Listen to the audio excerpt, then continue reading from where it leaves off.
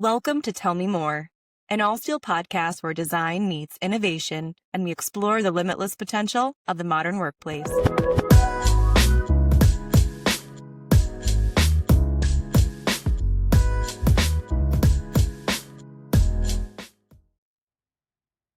Hello, and welcome to the Tell Me More podcast. I'm your host, Andrea Gauss, Director of Marketing and Workplace at Allsteel. And I am joined this week, we are in Chicago at Design Days, having a lot of fun. It is Tuesday, and I think we still have a voice. Do we still have a voice? I think we've talked to a few thousand people. But anyway, I'm joined by some fantastic friends of mine. Christopher, who are you? Where are you from? Yeah, my name's Christopher Schmidt. I'm with Ito Design, so I'm an industrial designer. I'm also a team manager at Ito Design. I've been with the company for 24 years. Joining us from Germany. From Germany, yeah. Thank you. And I'm Chris Adamick, independent designer from Encinitas, California. And I am Brian Kaule. I am the Director of Product Design here at H&I. All right. So we've had a really fun week here at 345 North Morgan. We're in the Fulton Market District.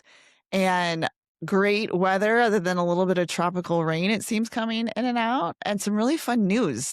We found out we won a HIP award for Levra, designed by Ito and Christopher. And so we're thrilled to have that. But more than anything, it's been the reactions we've gotten from our clients and customers and dealers walking through that has been really, really fun. Let's back up a little bit. Brian, why another task chair? Why did we even think we needed a Levra? Well, you think about the market and the commoditization of task chairs, right? And always wanting to elevate where the customer is going. And there's the workplace is evolving, and we have the technology that comes in and helps to evolve that workplace and help people work. So we wanted to keep up with the times. And, that was really the impetus around Levra, which is, with AI, new technologies with new media, the way people are now evolving, the way they're working at the desk, no more rote, at the desk, symmetrical postures, we needed to evolve with that. And so that's really the crux behind Levra, is keeping up with how people are evolving and working at work. And yeah. That's great. So alongside Levra, task chair, focused work, individual, fantastic performance, we also are launching a chair called Flourish. And we won another, did we win this HIP award, Chris Adamick, or did you win it? How did that work? I think we all won. All right. Yeah. Chris Adamick won a HIP award for Designer of the Year, Product Designer of the Year, which is really fun. Tell us a little bit about, what you're reflecting on as a winner of this award. Well, the big thing I was reflecting on is, they show images of your body of work and just how much of those images were Allsteel in the last 10 years we've been working together. And it's been so cool, such a journey to develop together. And that's kind of why I think it's sort of a shared award in essence, because we're kind of growing together. So yeah. I mean, we'll ride your coattails on this one. And we're really excited for you. It's very fun and very cool. So Flourish, why Flourish? You want to tell us a little bit about that, Chris? Well, it's a new collaborative chair. And, the big idea here is that we're looking at floor plates shrinking. And really what that means is there's a lot more pressure on interior designers to be a lot more precise and to have a lot more depth in their spaces. And so to do that, we can't have one size fits all product anymore. It has to be something that can really do a lot of work and tailor itself, not only functionally to a given space, but also aesthetically and in fact, kind of emotionally. And so I wanted to give designers a palette to play with that they could layer, right? So like clothing, something that they could express, different attitudes and different sensibilities wherever they might need to. So we have 4 different bases, which give it a lot of functionality, and we have a lot of ways for people to add the personal touch to it. Yeah, that's great. It's really fun. Great responses throughout the show. We're showing both Levra and Flourish in different settings, different color palettes, to Chris's point, and I definitely have a favorite, and I think some of our clients are too as they walk through the space. Christopher, I'm just interested, you've done more than one task chair. Your firm has done more than one task chair. So when you think about Levra, what are you excited about in terms of your team's journey and what's new or what you were discovering with the Levra chair? So when we started out 3 years ago with this project, there was this one key notion that we got in the brief, which was this is supposed to be human-centric, right? Everything was about being human-centric. And that resonated with me and with the team because we felt now's the time for the industry to move in that direction.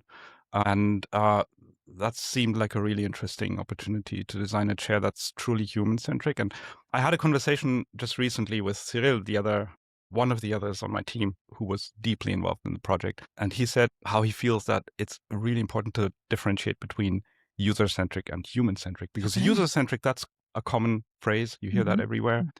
But it comes with this kind of utilitarian view that you use a chair like Mhm. it's a tool, which it is, but it's also a piece of furniture. It's part of an environment. So it has to fulfill a role within that environment, which is an emotional role. And also chairs are objects that you're immediately in contact with, right? You're surrounded by them directly, which makes them very personal. So it goes beyond user-centric. It needs to be human-centric. And there's a lot of points how Levra reflects that. But yeah, that's really the key notion for me, and it was for the whole team to design a human-centric chair. So, Brian, along that process, what were you teasing out to get there? What were some of the inputs on what this might end up being designed around the human versus just the user? Yeah, I think was really interesting. We were talking about this yesterday. Before the whole project began, and I think Chris kind of left out, but the reality, this project started just right over here in this conference room 3 years ago. We had our first discussion with Ido. They flew in from Germany, and we put together a design and brand strategy brief, a designer playbook that was really focused on who we are as Allsteel and our vision, and that became the real focus in terms of, are they aligned with that, right? And as Christopher spoke, and he's talking about the human-centric piece, I mean, more than anyone, that's really embodied in our brand and who we want to be and how we have enveloped that in our VBL, and sharing that with Ido and finding a partner who saw what we wanted to do and where we wanted to go and how they could be a part of that was really that was instrumental to the relationship. So very excited, and I almost feel a little sense of pride when he says that, because that's where we want to go, and that's who we want to be. So Yep. yeah. Yep. I think as a brand, Allsteel brand, our reflection during Design Days this year is about reimagining the workplace, but really it's about the individual and their rhythm as they walk into a space, walk into a workplace, and then the confluence of them and the convergence of not just the individual, but their team too.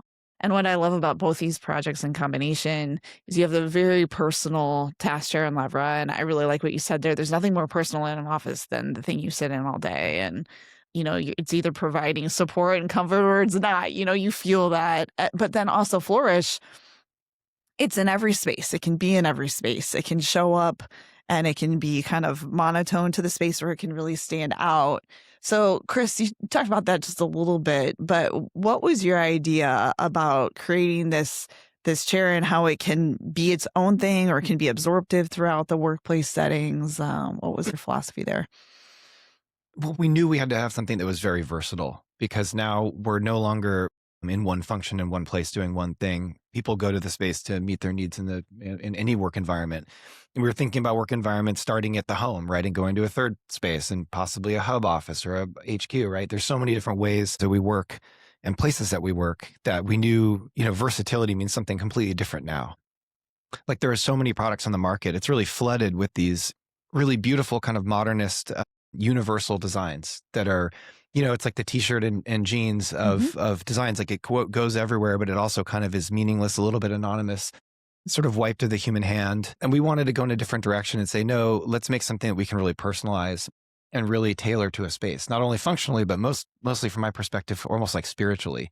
Like I was saying, these spaces have so much more pressure on them to do more with less. Like, we have so much less square footage. So not only did we, give this idea of layering fabrics, this idea that you can see the product from far away and it makes a big impact, but also as you approach it and as you interact with it in a smaller and smaller scale, you notice details like the welt cord and the contrasting stitching, and you notice the different carved wood bases. And when you sit in it, there's a kind of a pretty surprising level of comfort.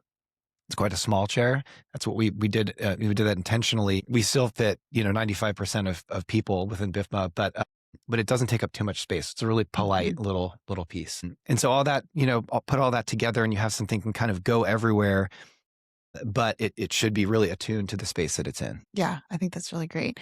Both of these projects, we talked about the intersection of the craft and the crafter and innovation that then can turn into some sort of technological advancement. The intersection of sometimes we think technology is in contrast to craft rather than technology enabling craft. So, Brian, I'm curious on your thoughts here and, seeing the hand of the maker in it. Chris, I like when you say things like that. Well, what's some of our philosophy around that, or what's our journey been? Yeah, it's a really good question. I think, as designers, you're always looking for the new tool and that how to use that tool to best express where you want the brand or the product or the experience to go. And between both of these designers and all our partnerships, I think that's always the goal. And when you're really focused on that, I think it doesn't matter what that next tool is or what that next technology is. You're really focused on what the vision can get at the end of it. So, in either Levra or Flourish, I think those are just great examples. We pushed boundaries in both ways. I think Chris was just talking about different details of Flourish, and I remember through the process where we were going back and forth and advocating for those details in terms of where we wanted to go with expression, but the limitations on some of those things. And likewise with Levra too, obviously that was a journey, a lot of back and forth, the technology there that we had to navigate and we had to work around. But in the end, we utilized those things, those processes that we have in order to get to the vision that we want. So our tagline for Levra is leveraging innovation to be more human. And to me, the push and the pull here that I'm really seeing is as we talk about the intersection of AI, how technology is really going to change even the human interface, going back to kind of journey around human-centric versus user-centric, I harken back, 15 years ago, it was all about ergonomics and posture at the desk and upright sitting and a lot of typing, keyboarding. And we see with AI, I think in a lot of cases, you're going to see people relax, pull back away from the keyboard. They're going to be acting as editors in chief. They're going to be speaking at their technology with their technology. So, Christopher, talk a little bit about posture and how we implemented some of those thoughts into the physical form, what we did to the back, the arms, et cetera, to kind of manifest that. Yeah. So it's all centered around this idea of making the product intuitive. And I think intuition, that's what separates humans from the AI, for instance, right? So how do we make a chair intuitive? And there are a couple of takes on that. One is that the way we use the chair, the way we move in the chair, the way we get into a certain posture, that's not something we want to have to think about. Like, I don't want to go through some cognitive process of setting the chair up some way before I can use it with my mobile device or with a tablet, or if I'm on a virtual call or at a desk. Those mode changes, you want them to happen intuitively. So no thinking should be involved. It should just happen. So that's why, for instance, we've designed the chair to have this really soft, frameless backrest, which just follows your movements, which doesn't constrain you. So as you recline, it follows you, takes on slight S-curve shape and so on. And it just intuitively supports your movements. But then there's also the armrests, which they can rotate 180 degrees back, filling that void that otherwise you'd have behind the armrests when you recline. So there's actually now a place to rest your elbow. And coming back to this idea of intuition, you don't have to unlock the armrest or anything. You just flip them around. It's like a second. So, and it's so fun to see people picking up on that and how they actually intuitively do it here. At Design Days, it's amazing how quickly that resonates with people. So they just flip them around. And then if you recline, you rest your elbow because you're holding a mobile device. The soft edge of the backrest comes into play because your elbow doesn't run into any hard edges. So it's all this choreography of little features that tell the same story. So not only do you move intuitively in the chair, you also want to be able to use all of the controls intuitively. Which means first of all, you need to find them. We all know these chairs which have lots of levers underneath the seat. You have to feel around, find them, then figure out what do they do and all of that. Maybe you'd have to read a user's manual. Nobody should ever feel the need to read a user's manual for a chair. So that's why we went to a lot of effort putting all of the controls very visibly left and right of the seat. You have clear line of sight. All the controls are labeled. And even the control that controls the dial that controls the backrest tension, the lumbar tension, even that is positioned to the right of the seat, where it's at your fingertips, so you don't Mhm. have to reach around the back or anything. So it's all of these little features combined, and they all help make this a product that's intuitive to understand. Speaking of intuition, we worked really hard on the color strategy for Levra. And, we've got, I think, a right mix of neutral and pushing it a little bit. We did some color drenching for this initial launch of the chair. We're calling them color characters, right, Brian? Yeah. Tell us a little bit more about that philosophy and our perspective. Yeah, I mean, it was all about how do you present, again, I go back to who we want to be, right? And there's a confidence to that. And when I look at design, I look at some other choices out there where you can create something that's not so pleasing. And I think when you're confident about who you are as a brand and the designs you put forth, that comes through both in the physical and the experience, but also in the optionality and CMF. And so our goal was to say, let's approach a customization, let's approach optionality in a different manner that tells a story around our confidence. And when you think about characters, it's about the curation of characters. It's about the personality that comes through the color. And, that's embodied by the fact that we also made design choices to be more focused on monochromatic. What's the strategy around those characters? And it's the whole less but more, right? Mhm. Like, if we don't have all the options, we can elevate levels of design. We can coordinate the casters with the base, with the arms, with the back. And, the mechanics and dynamic of supply chain come into the equation, right? So, but when we had clear eyes in terms of our design strategy, I think it sort of unfolded in that way. And then what I love is it does present just a different way of talking about a task chair. It goes back to the human piece. Like, a character is a human. It's not a color option, So, Mhm. and that human is embodied through that color, and what does the color mean and how it expresses itself, and then how does it express itself in the workplace. So when a customer sees the option, they can actually take on and understand that character too and how they relate to it. So it was one of our key initiatives in the beginning, and I love to see where it's going right now. That's great. My favorite Flourish chair that we physically have on the floor here is in our cafe setting. And it is monochromatic, but it is 3 materials on that chair. So you kind of have the seat in the back as a leather, the wrap. What do you call the back of that? Is it a wrap? What is it, Chris? Just call it the arms. You just call it the arms. Yeah. Okay, the arms that kind of hug and wrap around the back is another kind of soft little weft. And then we took the welt cord, and it's again same color tonality but different. And so as you get closer, you see this unfolding of the design in those subtle little details, which I think is just, I don't know, there's a question here so much as a statement. Like, it's just so pretty. I really, really enjoy kind of that. I'm curious, what is your process, Chris, on refinement and detailing as you get deeper into a project here? Because you can clearly see all the refinement that you did along the way from initial concepts through. So what's kind of your process for that?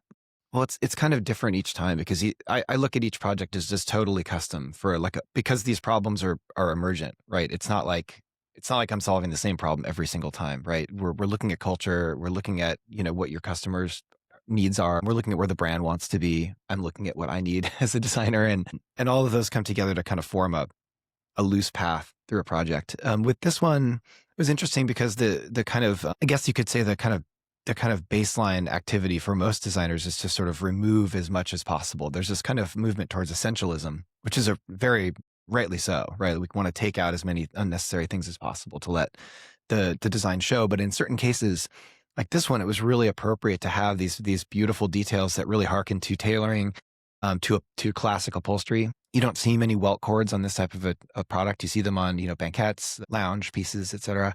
And so to be able to incorporate some of that detail into a piece like this was really unique and really special. And so it was all about how to do it, where to do it, how to make it functional.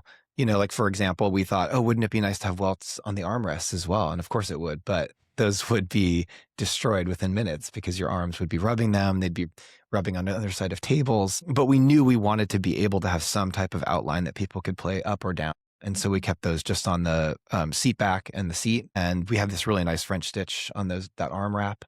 And so just all of these little details that can be sort of dialed up in terms of contrast or dialed down in terms of kind of, coming together.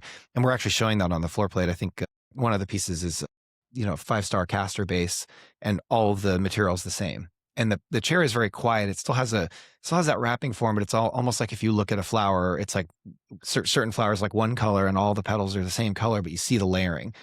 And other flowers are like, the outside is one color and the inside's sort of slightly different. And so all of that detail just kind of, it gives a little bit more humanity, a little bit more interest. And again, it's really a tool for interior designers to play with to tailor these things. Mm-hmm. All right, guys, let's look forward a little bit. Where do we think workplace is going to go? I mean, there's been articles that the workplace isn't needed. We're all going to sit at home and do our thing. I think inherently that is anti-human. Yeah. I'm going to drop my bucket there. But Brian, I'm going to start with you. Where do you think we're headed here and the importance of place? Boy, I mean, I am remote. And even as a remote member of Allsteel, I crave interaction. I see the benefits. When you collaborate with people in person, it is just so much better. You can feel it in your soul. And I think one of the interesting things, you asked a question earlier about technology and AI. I think one of the things that is definitely, and maybe this is half hope, but half I do see it, is that the return to what it makes us human and what makes us special, the craft. And I just think of both of these products in that context too. We'll want more of that.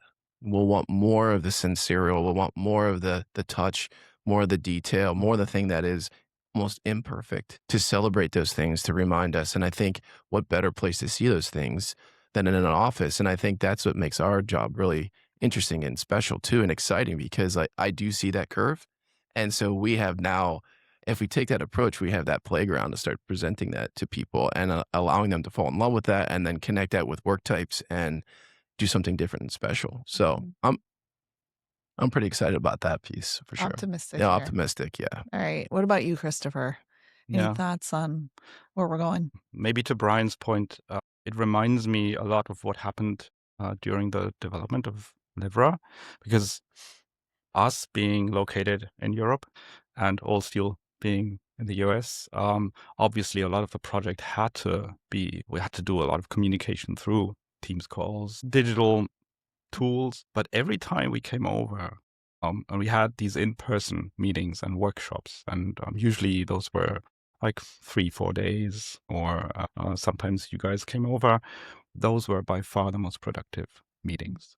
So to me, what that's saying is that you can have the best digital tools imaginable, meeting people in person and working directly. There's some value. I don't believe that it'll be replaced. So going forward, I think people are realizing, maybe even will realize more than today, that there's value in that. Yes, agreed wholeheartedly. Chris, any thoughts on this subject? Yeah, this should be its own podcast. This topic. It's really, I mean, we talk about it a lot. I mean, I just look at it like we have so many spaces and places that we can work now, beginning with our homes. I mean, and even to be honest, I always think of it like, I could be walking down the street working. It's not even my home. It's like my person, like my body. Mm-hmm. But we still need places to gather and get together, right? They don't always have to be a headquarters or a traditional office, but they could be a third space, or they could be a hospitality environment. But there's a need for all of them. And what I think is really great is we're now starting to actually understand the value of all of these different, this sort of constellation of spaces or ecosystem of spaces, how they interact and how we can kind of fine tune them and get the most out of each one of those spaces. And so I just see it as this kind of, it's a great evolution. And it's going to be this great flourishing of spaces and places that meet different needs, different, not only for different work functions, but different, cognitive needs, different neurotypes, different age groups. And I just see it as only positive, and I can only see the benefit to each one of these spaces just getting more and more fine-tuned and refined to do its job the best it can. And that gives us so much opportunity. I mean, I was honestly blown away by the Levra. Like, I could not believe how it's one of those pieces that is like deceptively simple. Mm-hmm. Like when I first saw it, I was like, no way. And I was sitting in it just like going, no way. Like, where is all the stuff? Mm-hmm. But I could intuitively use it, right? And so that to me is like a really great sign that we're going somewhere, that the future is going to be really bright. That's so good. What you just mentioned about simplicity, I think the value of simplicity and how Levra was deliberately designed to be simple, or to look simple, to appear simple to a user at first, because we didn't want it to be this technical Machine. machine that could be intimidating. It needed to be simple. Then the challenge is, if you make a product simple, there's the risk that you might perhaps make it boring or not distinctive enough. We wanted this product to be recognizable and unique, obviously. So this is a difficult balancing act, making it simple enough, but keeping it interesting. And there was a lot of back and forth between Brian and us about this idea of having something that people can discover, maybe not at first glance. So we didn't design it to be like flashy, but we had this idea of adding these features, these details that could spark people's interests to take a second look. And if they did, then they would discover features or discover unique details about the chair. So if you look, for instance, there's on the backrest, we have this, we call it the yoke, which is the bottom end of the back cover. The way it terminates, why does it terminate like that? You see that? It's maybe raising a question in people's minds. What's going on there? I would be expecting this to be like a frame that's going all the way up the back front, but it's not. So the idea was that if that piques your interest, you might then try to feel around that area, try to figure out why is it the way it is. And at that point, you discover, hey, this edge is soft, right? So it terminates in a certain spot, and from that point onwards, it's just soft, and there's no frame. Similarly, with the armrests, we're giving these visual cues that it's based on rotating layers. As you explore that, you find out that, well, this turns 180 degrees. This could have been designed simpler, but we just added enough visual like spice to lure you into to get you started exploring. And I think this is really how we learn as humans, by exploration, discovery, not by reading a manual. It's this building experience yourself. So that's really what we wanted people to experience with this product. I love that. The discovery, the layers, back to Flourish, this notion that there's first glance, a first look, a second look. We talked about that too. A third look as you move closer, tighter discovery. I really like that notion. And so much of what we see right now, it's all in your face. It's all blasted at you. It's all so bold. And so this discovery, that's a really, really interesting thought. Brian, I feel like you got something to say. Yeah, I think, both Christopher and Chris, the products that we're talking about today, at some level you think they are different, but in so many they are the same. And there's a lot of similarities between the two and what we're trying to do. And I think from my vantage point, working with both of these designers and what we're trying to achieve, there's a lot of complexity in Flourish as well, in terms of some of the decisions and where we're making it, how we're going to do the foam, how we're going to do the details. Does that pass BIFMA? No, that leg doesn't work. I think what people don't realize is that when you look at something like that, you can maybe perceptively see the technology in a task chair immediately. Yes, and it's true. But there's almost equal decision making and not maybe technology, but complexity in terms of functionality and achievement that goes into Flourish too, and the reality and where it needs to live within the floor plate. But so when you look at them side by side, or when you start to talk about them, you think that they're different, but in actuality, there's a lot of similarities in the process and the thinking and the vision behind them, the simplicity, as Christopher just spoke to, that goes into both. And again, I think that's really exciting about no matter what product we're talking about, that level of thought and detail goes into everything that we do. I just want to say thank you guys, because I spent many, many years in product development. I got the pleasure and joy of working on the showroom this year. And I know that you get to a place in our project where compromise is being talked about. And you're like, I got this deadline. I got a cost I'm trying to hit. Whatever the thing is, whatever the tension is. And you have to feel it in your belly that you're not going to compromise on whatever the thing is, because ultimately it's going to give that human what the whole point of the project was, right? And so thank you for sticking to it. Thanks for sticking through those tensions and bringing us two beautiful products that I think our clients, our customers are going to enjoy for years and years and years. So thank you guys. Yeah.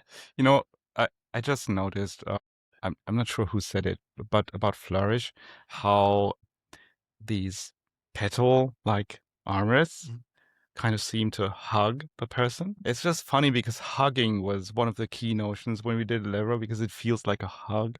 So I don't know if you actively managed that behind the scenes, because obviously I had no Master visibility. manipulator here. I wrote down like 3 years ago, it's going to happen. No, but I think we're approaching the problem from a similar perspective in that we're trying to. I mean, I was thinking about your product when I first saw it. I was like, I just flashed on all the things from like design history. I was like, oh, it's like when Olivetti was making typewriters accessible to humans and they could live in a domestic environment. It wasn't like this mainframe computer thing.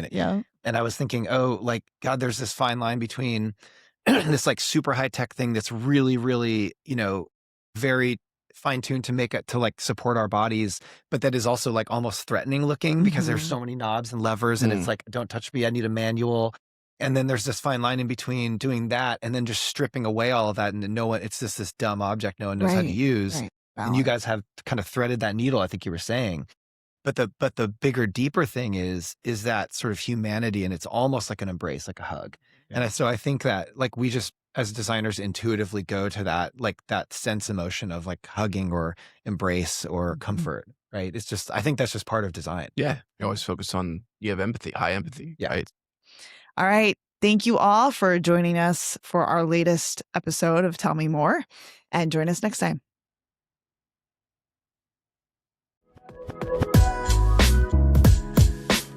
Thanks for joining us on Tell Me More. For more insights and stories, subscribe on Apple Podcast and Spotify, and connect with us on social @Allsteel. See you next time.